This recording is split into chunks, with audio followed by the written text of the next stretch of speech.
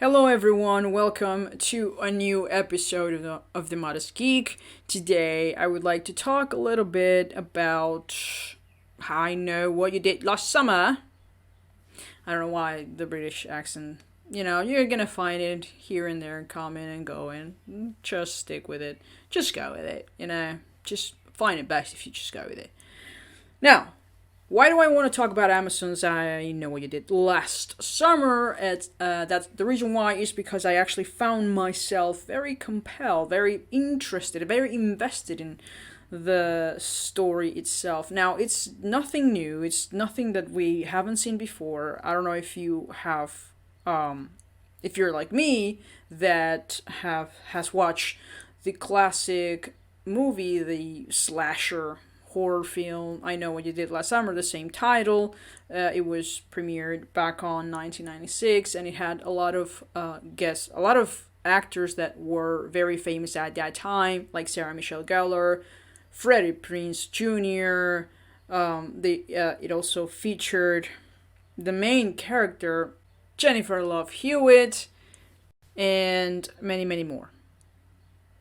Now, so basically, this TV series is not an adaptation of the movie. It's not related to the movie. It's based on the novel of the same name that was published back in 1973, and pretty much the only thing they have in common is the fact that they are both based on that novel.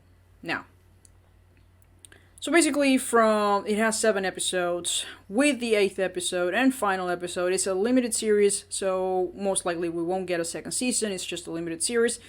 The 8th episode will be premiered this Friday, so make sure to watch Amazon and stay alert to when it airs.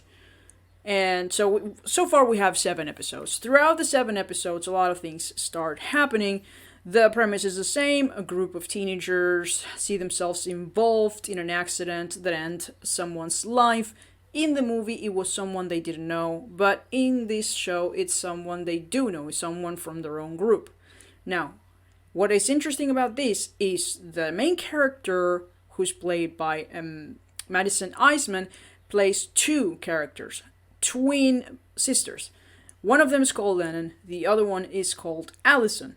Lennon is the popular, doesn't give much of a rat's ass.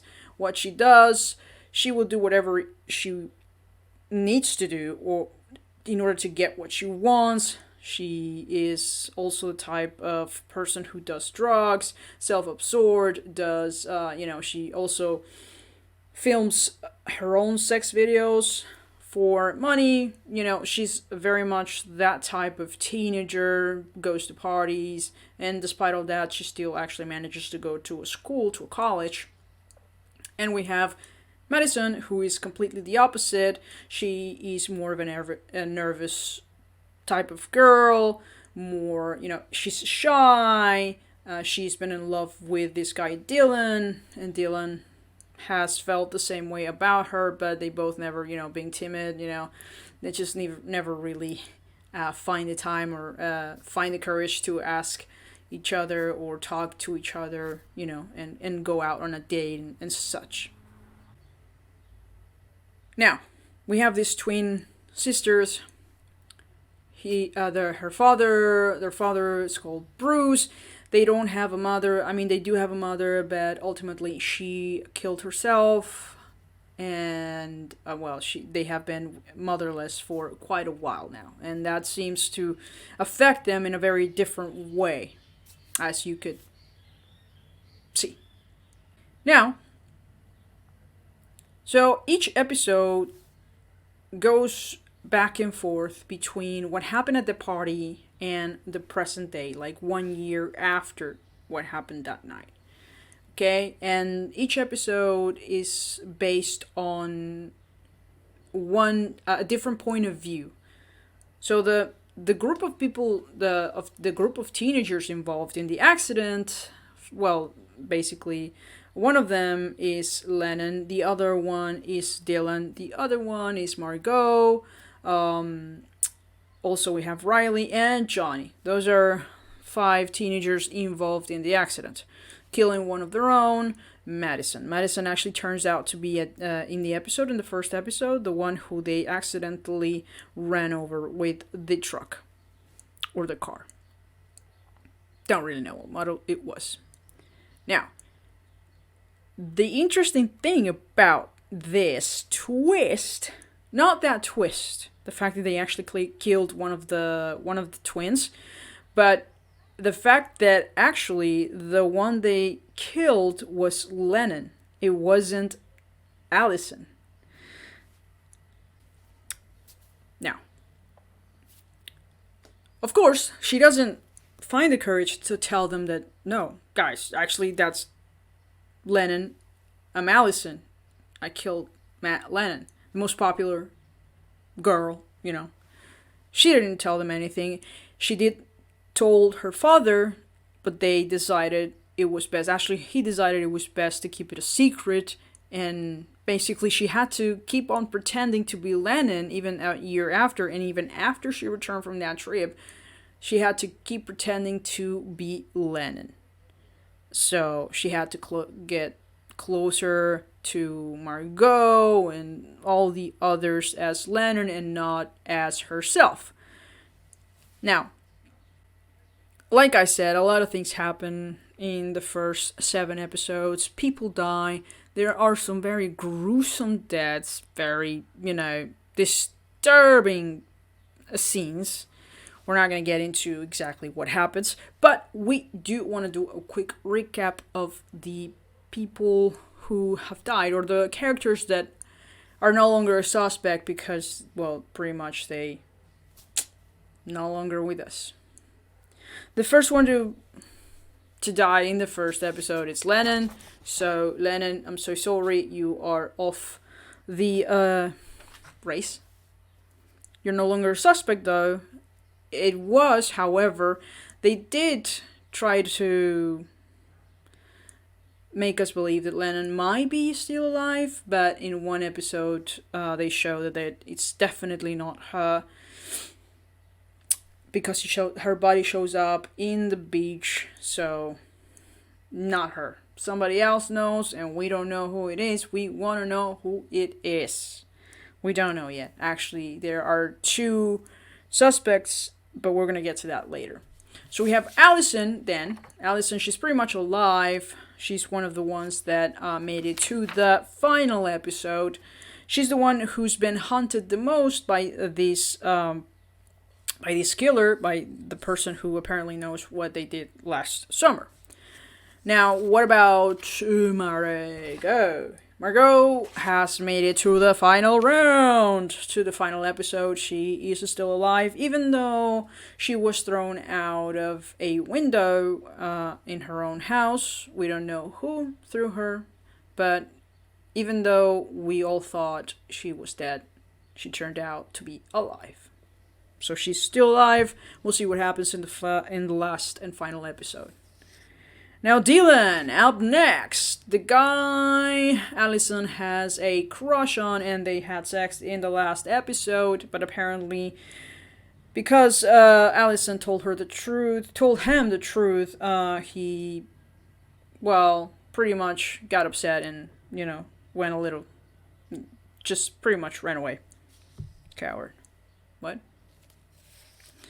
Now, we have Johnny. Here's Johnny.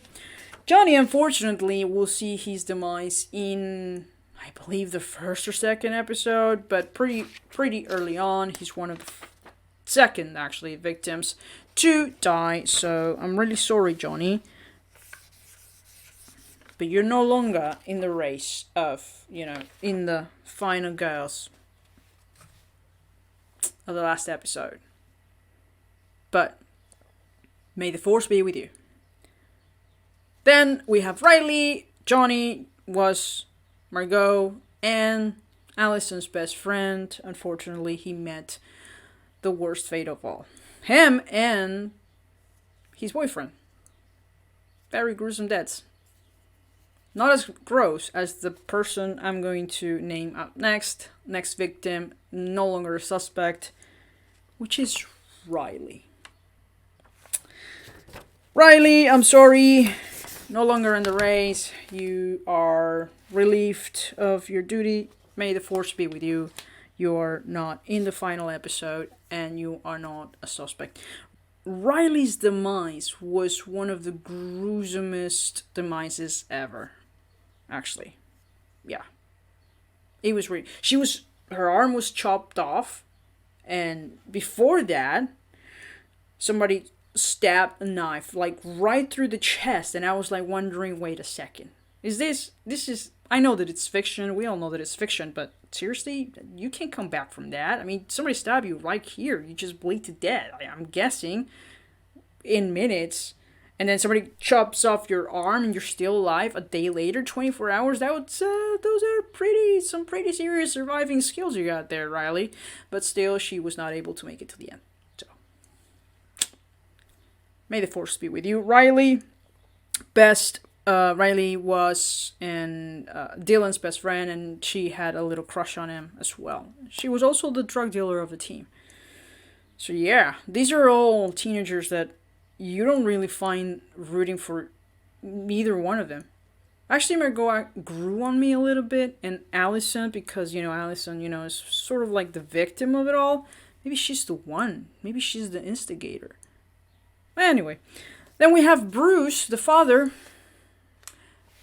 alive. So you made it to the final round, to the final episode. He still could be a suspect. We don't know.